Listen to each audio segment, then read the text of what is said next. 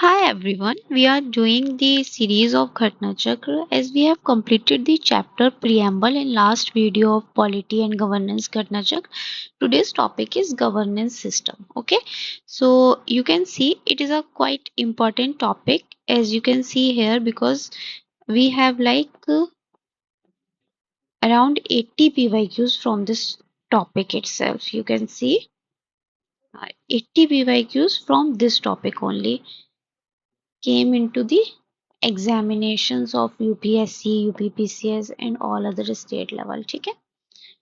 So try to finish this topic first. They have given the definition of the state, what actually state means. ठीक है? तो state is a community of persons, एक लोगों की community है, मोर और less numerous, जिसमें ज्यादा और कम लोग ज्यादा भी हो सकते हैं रहने वाले एक जगह पर और कम भी हो सकते हैं, permanently occupying a definite portion of territory. Permanently उन्होंने ऑक्यूपाई कर रखा है एक पोर्शन किसी भी टेरिटरी का। ठीक है? इंडिपेंडेंट और nearly so of external control, चाहे चाहे तो वो इंडिपेंडेंट है या फिर वो एक्सटर्नल कंट्रोल में, पोजेसिंग एन ऑर्गेनाइज्ड गवर्नमेंट, और एक ऑर्गेनाइज्ड गवर्नमेंट भी है वहां की। ठीक है? तो स्टेट की डेफिनेशन ये किसने दी है? गार्नर ने। अब आपको ऐसे क्वेश्चन दे सकते हैं like define the term state, और फिर आपको ये हो सकता है ऑप्शन में आपको ये डेफिनेशन ही दे दें, और एक दूसरा तरीका हो सकता है कि वो आपको ये डेफिनेशन देकर और नीचे क्वेश्चन में पूछ लें who said these above lines. ठीक है? तो वो आप गार्नर। ओके, स्टेट के 4 एलिमेंट्स होते हैं, 4 एलिमेंट्स ऑफ स्टेट। ठीक है? पॉपुलेशन, विदाउट पॉपुलेशन स्टेट कैसे बनेगा? टेरिटरी, एक टेरिटरी भी होनी चाहिए, गवर्नमेंट होनी चाहिए वहां की, एंड सॉवरेनिटी, सॉवरेन होना चाहिए, तभी तो वो स्टेट कहला जाएगा। मतलब without the control of external affairs. ठीक है? मतलब एक्सटर्नल चीज मतलब कि we are independent to take our decisions. ठीक है? Sovereign means. ठीक है? तो 4 एलिमेंट्स हैं स्टेट के: population, state, territory and sovereignty. अब आते हैं India, a member of Commonwealth of nation. ठीक है? इंडिया कॉमनवेल्थ ऑफ नेशन का मेंबर है। आइडिया ऑफ, एक क्वेश्चन ये भी आता है, आइडिया ऑफ प्रियम्बल कहाँ से मिला, कहाँ से लिया था हमने? यूएसए से लिया था। Constitution of India is a parliamentary governance. ठीक है? पार्लियामेंट्री गवर्नेंस है इंडिया के कॉन्स्टिट्यूशन में। देखिए, legislative, executive, legislative controls executive. ठीक है? पार्लियामेंट्री गवर्नमेंट में क्या होता है? लेजिस्लेटिव जो होती है वो एग्जीक्यूटिव को कंट्रोल में रखती है, मतलब without executive we can not take any decision. Executive drive its power, अब एग्जीक्यूटिव को उसकी पावर्स कहाँ से मिलती हैं? From the legislature and also accountable to the legislature. Executive जो होती है वो लेजिस्लेचर के लिए अकाउंटेबल होती है। ठीक है? हमने क्लास 11 की एनसीईआरटी में आपने पढ़ा होगा ये, उसमें अलग से चैप्टर्स हैं, लेजिस्लेचर एंड एग्जीक्यूटिव। तो एग्जीक्यूटिव में क्या क्या आता है और लेजिस्लेचर में क्या क्या आता है उसमें सब दे रखा है। अगर आपने उसको नहीं पढ़ा तो आप उसको पढ़ेंगे तो your basics would be covered ना। ठीक है? पार्लियामेंट्री सिस्टम ऑफ गवर्नमेंट क्या है? Government is responsible to the parliament and can be removed by it. Government जो है वो पार्लियामेंट के रिस्पॉन्सिबल है और रिमूव भी हो सकती है उसी से। ठीक है? अब पार्लियामेंट में क्या क्या आता है, चलिए ये कमेंट में बताइएगा आपके पार्लियामेंट कंसिस्ट ऑफ क्या क्या आता है पार्लियामेंट में। पार्लियामेंट्री फर्स्ट, पार्लियामेंट्री सिस्टम पहले इंट्रोड्यूस कहाँ हुआ था? ब्रिटेन में हुआ था, यूके में। ठीक है? Different from British, that is judicial review. Judicial review, as we know that in Britain there is no judicial review. ठीक है? But in our constitution we have given the concept of judicial review. तो ये थोड़ा सा different हो जाता है Britain से हमारा। How Indian parliament different from British? British parliament is supreme और सोवरेन। ब्रिटिश जो है वो, ब्रिटिश पार्लियामेंट इंडिया के पार्लियामेंट से अलग किस तरीके में? ब्रिटिश पार्लियामेंट सुप्रीम है और सॉवरेन है। ठीक है? But in India power of parliament to legislate is limited. India में जो पावर है पार्लियामेंट की वो थोड़ी सी लिमिटेड है।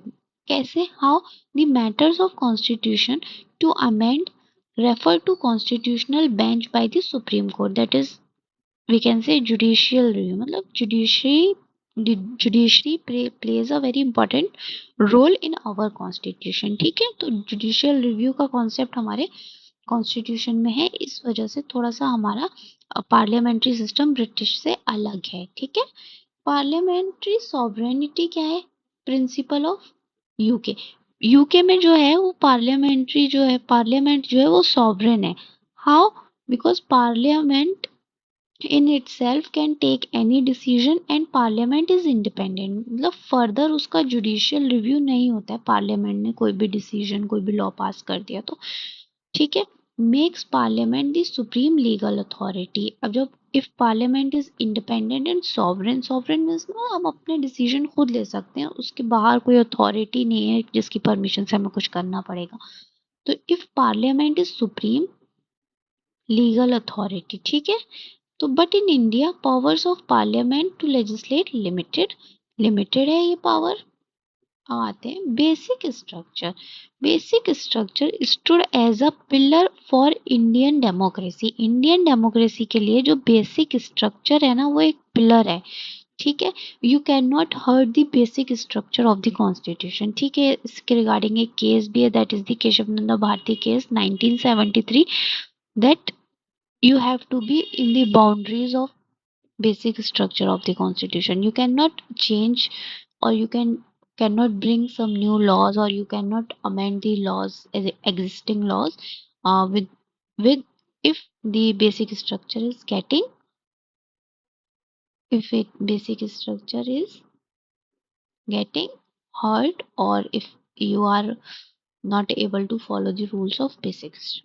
तो आप अगर बेसिक स्ट्रक्चर के साथ कोई भी छेड़छाड़ आपने कर दी वो सही नहीं है, क्योंकि ये pillar of the Indian democracy है। ठीक है, अब बेसिक स्ट्रक्चर में क्या क्या आता है ये भी हमें पता होना चाहिए, वो हम आगे के चैप्टर्स में बहुत अच्छे से पढ़ेंगे।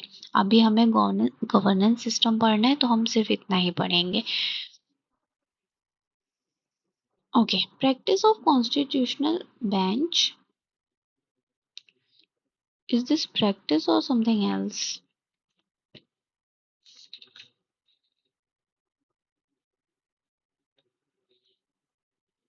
हाँ, प्रैक्टिस ही है। ये कॉन्स्टिट्यूशनल बेंच का जो सिस्टम है, that if any law is, if there is a conflict in any law, है ना, जो पार्लियामेंट ने पास कर दिया but it is not up to the mark, तो जो कॉन्स्टिट्यूशनल बेंच उसको रिव्यू करेगी। किसमें दे रखा है? Article that is given in the article 143 and article 145 clause 3। ठीक है, अब आर्टिकल 143 क्या है? Advisory jurisdiction of supreme court. Supreme court के पास एडवाइजरी जुरिस्डिक्शन है अकॉर्डिंग टू द आर्टिकल 143। अब दूसरा क्या है? आर्टिकल 145 क्लॉज 3, इसमें क्या है? देयर शुड बी एटलीस्ट 5 जजेस टू हियर दी केसेस। ठीक है, ये कॉन्स्टिट्यूशनल बेंच पर आ गया। President can consult the supreme court. ठीक है, advisory jurisdiction in article 143 and, और प्रेसिडेंट कंसल्ट कर सकता है सुप्रीम कोर्ट को। चलिए, parliamentary system of government in India. India में पार्लियामेंट्री सिस्टम ऑफ गवर्नमेंट क्यों है? Because council of minister is responsible to the Lok Sabha. Council of minister जो है वो लोकसभा के लिए लोकसभा को रिस्पॉन्सिबल है। ठीक है, अब देखिए, वो चैप्टर में जाने की आपको ज़रूरत नहीं है, एनसीईआरटी के वैसे आप पढ़ लें तो ज़्यादा बेहतर रहेगा, लेकिन मैंने यहाँ दे दिया है। अब हम सोच रहे होंगे बार बार वर्ड आ रहा है एग्जीक्यूटिव, बार बार वर्ड आ रहा है लेजिस्लेटिव, तो इसमें क्या क्या इंक्लूड है वो भी देख लेते हैं। तो देखिए, एग्जीक्यूटिव में इंक्लूडेड है president, vice president, council of ministers and PM, ये एग्जीक्यूटिव में इंक्लूडेड है। लेजिस्लेचर में क्या क्या आता है? President, Rajya Sabha and Lok Sabha. अभी हमने क्या पढ़ा था पीछे? अभी हमने पीछे यहाँ पर पढ़ा था दैट, देखिए, government is responsible to the parliament. ठीक है, और हमने ये इधर पढ़ा था एग्जीक्यूटिव से रिलेटेड, ये रहा। Legislative controls executive, that is executive drive its power from the legislative and also accountable to the legislature. जो executive है वो legislature के को accountable है, ठीक है। तो मतलब ये जो है these are accountable to the legislature, that is Rajya Sabha and Lok Sabha. Bill Rajya Sabha और लोकसभा के बिना पास नहीं हो सकते ना। Okay, moving ahead, parliament consist of, अब पार्लियामेंट में क्या क्या है हमने अभी ये भी पढ़ा था ना ऊपर, that parliament to legislature limit in India power of, but in India power of parliament to legislature is limited, ठीक है। तो ये हमने पार्लियामेंट का भी पढ़ा है और एग्जीक्यूटिव और लेजिस्लेचर भी पढ़ लिया है। ये देखिए आप यहाँ पर कैन सी। तो parliament consist of president, Lok Sabha and Rajya Sabha. Parliament में क्या क्या आता है, president, Lok Sabha and Rajya Sabha. Main advantage of parliament system, parliamentary system के मेन एडवांटेज क्या है, executive remains responsible to the legislature, means these people remain responsible to the legislature, ठीक है। और the cabinet member of parliament, parliamentary form of government, also cabinet form of government. Parliamentary form of government को cabinet form of government भी कहा जाता है, responsible government भी कहा जाता है। ओके, दूसरा कैबिनेट फॉर्म ऑफ गवर्नमेंट क्या है, a mechanism to ensure collective responsibility of government. Cabinet ministers होते हैं ना, तो कैबिनेट फॉर्म ऑफ गवर्नमेंट क्या है, दे आर कलेक्टिवली रिस्पॉन्सिबल, ठीक है, दे आर कलेक्टिवली रिस्पॉन्सिबल, ये कलेक्टिवली रिस्पॉन्सिबल होते हैं। रेड टैपिज्म, अब एक वर्ड आता है, रेड टैपिज्म क्या है, excessive regulation hinders prevents action और डिसीजन मेकिंग, ठीक है।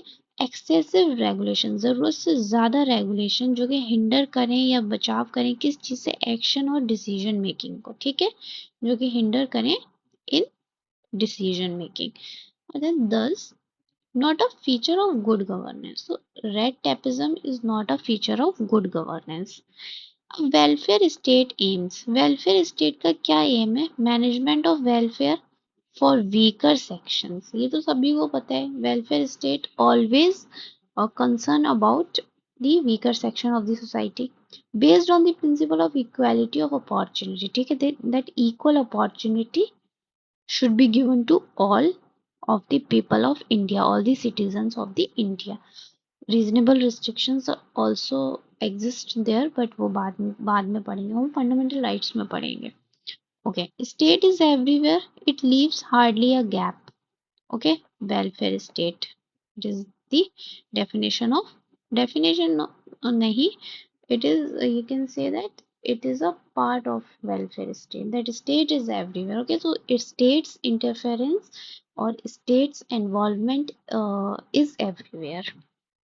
Basic feature of presidential form of government, basic feature क्या है presidential form of government, that is the single executive, ठीक है, सिंगल एग्जीक्यूटिव अथॉरिटी है वहां पर। President form of government is the head of executive, president is the head of the executive जो कि appoint करता है council of ministers, can not dissolve the legislature, इसमें आप लेजिस्लेचर को डिसॉल्व नहीं कर सकते। इसमें क्या होता है, लेजिस्लेचर डिसॉल्व हो सकती है, ठीक है, उसमें नहीं होता प्रेसिडेंशियल सिस्टम में। और नो कॉन्फिडेंस मोशन आ गया तो ये डिसॉल्व हो जाएगा ना। Democracy is based on the fact that people have right to choose and change the government. Democracy का मीनिंग क्या है, किस चीज पर बेस्ड है democracy, that we the people of India have the power to choose and change the representative of our choice, ठीक है, based on their work. Democracies superior virtue lies, democracy का सुपीरियर वर्च्यू किस में छिपा है, it calls into activity the intelligence and character of ordinary man and women, ठीक। अरे भाई डेमोक्रेसी नहीं, डेमोक्रेसी में सभी को वोट करने का राइट है। अगर डेमोक्रेसी नहीं होती, मतलब एक ऑर्डिनरी मैन और वुमेन भी वोट डालेगा ना तो it is a part of democracy, ठीक है। ही और she is a part of the country, उसको भी पावर मिल रही है, उसको भी राइट मिल रहा है कि वो अपने इंटेलिजेंस और कैरेक्टर को मतलब कॉल करे, कॉल आउट करे। It calls into activity the intelligence and character of ordinary man and women. मतलब कि डेमोक्रेसी में एक ऑर्डिनरी मैन और वीमेन को भी राइट मिलता है वोट डालने का, मतलब to choose the representatives of his और हर चॉइस। रिपब्लिक मीन्स क्या होता है? State in which supreme power held by people, ठीक है। रिपब्लिक मीन्स क्या होता है? जिसमें supreme power held by people, लोगों के हाथ में होती है। And head of the state, जो स्टेट का हेड है, elected by the people through election, ठीक है। हेड ऑफ द स्टेट कौन इलेक्ट करते हैं? That is elected by the people through the election. India is a republic means head of the state is elected. India Republic है, इसका मतलब क्या है? Head of the state means prime minister is elected, ठीक है। Elect करके ही हम prime minister को लाते हैं ना, पहले वो एमपी एमएलए होता है, उसके बाद फिर जाके प्राइम मिनिस्टर। पहले उनको एक कॉन्स्टिट्यूएंसी जीतनी पड़ती है, तभी तो वो आगे जाके पीएम बन पाएंगे, वो फिर उनकी पार्टी से होता है related. Constitution of India provides for federal system. India का कॉन्स्टिट्यूशन फेडरल सिस्टम प्रोवाइड करता है। Created a strong centre, but एक स्ट्रॉन्ग सेंटर भी है यहाँ पर, ठीक है। Centre has more powers regarding lawmaking and others. No?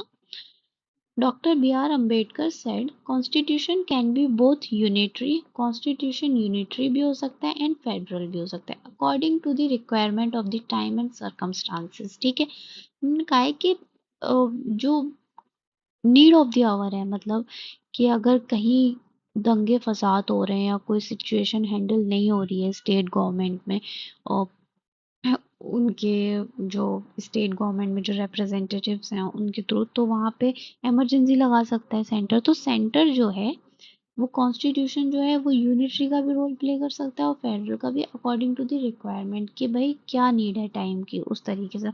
अब जब कहीं इमरजेंसी लग जाती है तो it acts as a unitary ना, तो वही है। नॉर्मल टाइम्स में फेडरल रहता है एंड वॉर और इमरजेंसी के टाइम में यूनिटरी बन जाता है। Federalism not practical, federalism you can say that is not practical in India. Why? Because centre has always more power than states, okay.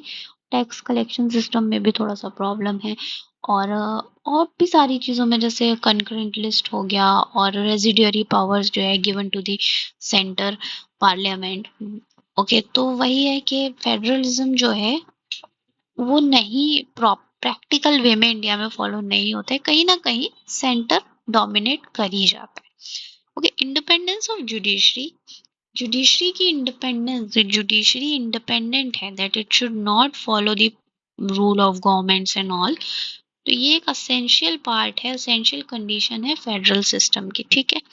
मान लीजिए सेंटर ने कोई रूल या लॉ लाया, वो किसी को नहीं पसंद आया, स्टेट ने उसके अगेंस्ट जाकर अपील कर दी कोर्ट्स वगैरह में, तो judiciary is independent of everything ना। तो जुडिशियल रिव्यूज में हो सकता है वो उस पर अपना कोई भी जजमेंट पास कर सकते हैं, तो judiciary is independent here. Which unitary elements found in Indian Constitution? Appointment of governor, president consent on states bill, constitutional crisis, all India services, unequal representation in राज्य सभा। अब ये देखिए यूनिटरी एलिमेंट्स हैं कैसे। अपॉइंटमेंट ऑफ गवर्नर, तो appointment of governor कौन करता है? जो प्रोसेस है गवर्नर को अपॉइंट करने का, it is the unitary form, ठीक है। प्रेसिडेंट कंसेंट और स्टेट बिल, स्टेट बिल में प्रेसिडेंट का कंसेंट, अब प्रेसिडेंट को चाहते ना चाहते हुए भी किसकी, सेंटर की बात माननी पड़ेगी। कॉन्स्टिट्यूशनल क्राइसिस हो जाता है तब भी, ऑल इंडिया सर्विस में भी centre has more power. Unequal representation in Rajya Sabha, Rajya Sabha में अनइक्वल रिप्रेजेंटेशन है, ये यहाँ ये सब यूनिटरी के एलिमेंट्स हैं, ठीक है। देखिए अपॉइंटमेंट ऑफ गवर्नर आप देखिएगा जाकर कौन करता है, इससे आपका एक क्वेश्चन भी क्लियर होगा।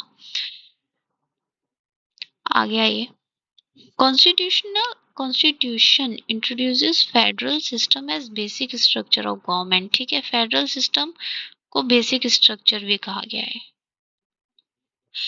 As distribution of power given under 7th schedule article 245 to 246, ठीक है, that is list union state concurrent list. ठीक है, तो इसमें भी आपकी पावर्स डिस्ट्रीब्यूट कर रखी हैं, कुछ सब्जेक्ट्स स्टेट के पास है, सेंटर के पास है, और concurrent list both can make the laws.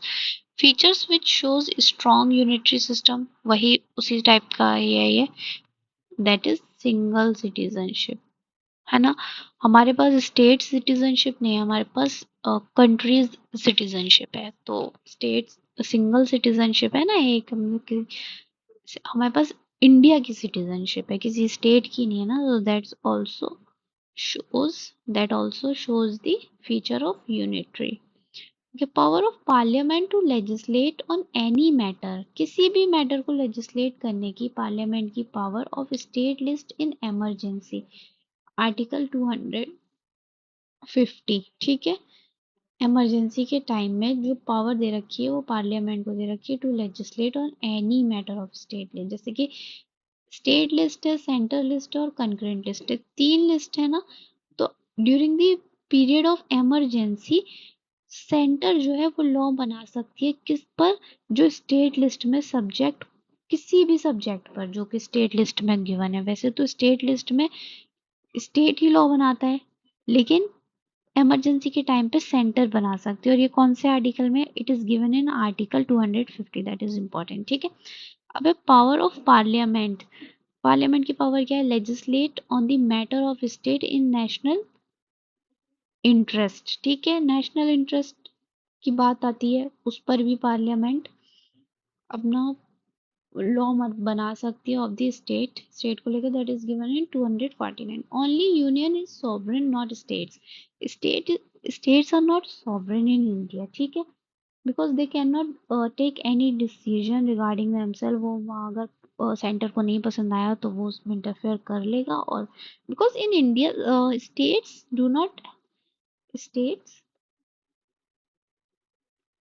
Don't have the right to secede, अलग नहीं हो सकते ना स्टेट, तो वो स्टेट सॉवरेन भी नहीं है। Mahatma Gandhi and Jayaprakash Narayan proposed partyless democracy, कि भाई पार्टी नहीं होनी चाहिए, only democracy should be there, there should be no party. किसने ये रिकमेंड किया है, Mahatma Gandhi ji and Jayaprakash Narayan. Okay, Indian federalism not a result of any agreement, India का जो फेडरलिज्म है वो किसी एग्रीमेंट का रिजल्ट नहीं है अमंग दी फेडरल यूनिट्स, मतलब कि कोई एग्रीमेंट नहीं हुआ है स्टेट्स और यूनिट्स के बीच में। जो फेडरलिज्म है वो K C Wheare describes Indian constitution as quasi federal, K C Wheare ने जो इंडिया का कॉन्स्टिट्यूशन है वो डिस्क्राइब कैसे किया है, quasi federal, means it is federal but quasi.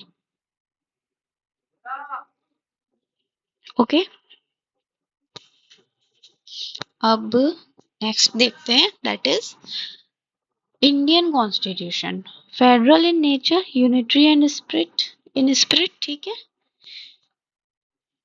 Ji Austin ने क्या कहा है, कोऑपरेटिव फेडरलिज्म इसको। Indian constitution established good balance between rigidity and flexible, कहीं कहीं तो काफी रिजिड है हमारा कॉन्स्टिट्यूशन, कहीं कहीं फ्लेक्सिबल है, तो it is the combination of rigidity and flexibility. The constitution has not been set in a tight mould of federalism, एकदम से टाइट मोल्ड, फेडरलिज्म के टाइट मोल्ड में नहीं बनाया गया है, मतलब कि it can be sometimes unitary, it can play the part of unitary.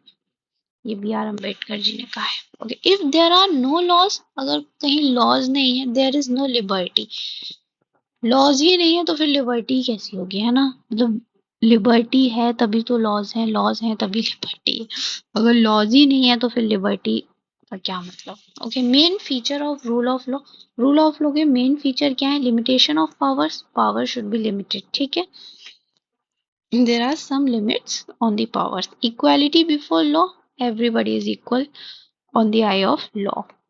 Okay, liberty and civil rights, liberty भी है और सिविल राइट्स भी है। ओके, रूल ऑफ लॉ लाया कौन था, एसी डाइसी। ठीक है, dicey. Best reflects chief purpose of the constitution of country. It defines and limits the power of government. Constitution जो है वो पावर्स को डिफाइन भी करता है और लिमिट भी करता है. ठीक है, किसकी पावर को? Power of government.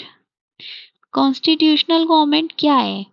Constitutional government places effective restriction on the authority of the state in the interest of individual liberty. Okay, अगर किसी की लिबर्टी हर्ट हो रही है तो ये रिस्ट्रिक्शन प्लेस करेगा किस पर? On the authority of the state. State here means government. Okay, so that's why writs are there. Okay, and fundamental rights. Constitutional government is limited government. ठीक है. Most appropriate definition of liberty क्या है? Most appropriate definition liberty की, opportunity to develop oneself fully. ठीक है, अपने आप को डेवलप करने की. भाई we have the right to do anything which helps in growing of an individual. ठीक है. अब one of the implication of equality in society, एक बहुत बड़ा इम्प्लीकेशन है किस पर? इक्वालिटी पर. कि भाई बहुत सुना तो है right to equality, equality before law और ये सब, बट इम्प्लीकेशन भी है इसके ऊपर. क्या है? प्रिविलेजेस. अब ये प्रिविलेजेस हम आगे चैप्टर्स में पढ़ेंगे. We would be studying this in the chapter of parliament. ठीक है, और ये प्रिविलेजेस का उसमें भी पढ़ेंगे, फंडामेंटल राइट्स में भी पढ़ेंगे अच्छे से. तो प्रिविलेजेस क्या है? जैसे गवर्नर को मिलते हैं प्रिविलेज, है ना, प्रेसिडेंट को मिलते हैं प्रिविलेज, मेंबर्स ऑफ पार्लियामेंट को भी मिलते हैं प्रिविलेजेस. तो फिर क्या होता है? वहाँ इक्वालिटी डिसबैलेंस होती है. एक नॉर्मल पर्सन सामने रखिए और सामने एक एमपी रख दीजिए तो privileged MP would be privileged somewhere. ठीक है, वो उससे रिगार्डिंग आर्टिकल्स भी है, वो भी हम अच्छे से बोले. अभी ये है गवर्नेंस सिस्टम पढ़ लें तो अभी वहीं तक रहते हैं, ऊपर ऊपर से इसको पढ़ लेते हैं बस. के इम्प्लीकेशन अगर पूछा जाए इक्वालिटी का क्या है तो प्रिविलेजेस. ठीक है, privileges falls contrary to the principle of equality. भाई इक्वालिटी अलग है, प्रिविलेज अलग है, कॉन्ट्रेरी सब्जेक्ट्स हैं दोनों. President of India and American both possess pocket veto. India का भी प्रेसिडेंट और अमेरिका भी का भी प्रेसिडेंट पॉकेट विटो है दोनों के पास. ठीक है. 1970s parliamentary system of India shifted from centralism to federalism. 1970 that is the fall of Congress. After 1970 तो इंडिया का जो सेंट्रलिज्म था वो फेडरलिज्म में कन्वर्ट हो गया. ओके, सो अभी ये गवर्नेंस के नोट्स तो इतने ही, हम पीवाईक्यूज देख लेते हैं इसके. देखिए वही पीवाईक्यू, ये नोट्स वाला आ गया. Moving ahead, that is which one of the best defines the term state. देखिए ये भी दे रखा है. which prominent element of state, क्या है element का prominent element? That is the sovereignty. sovereign होना चाहिए भाई. Okay, with reference to sovereignty of India, India is a member of Commonwealth. Yes, a sovereignty of India is curtailed due to its membership of. No, wrong. तो ये सारे PYQs हैं. You can take the screenshot and solve it later.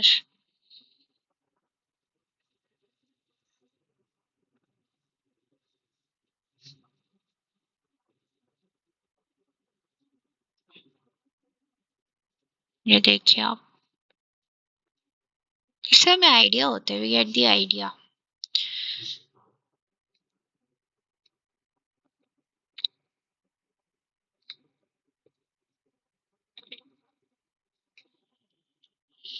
I'm scrolling this so that you can take the screenshot and solve it later on.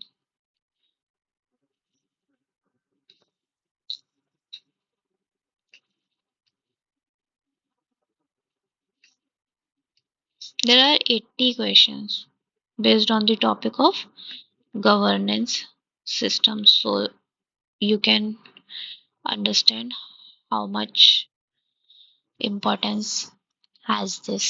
ठीक है.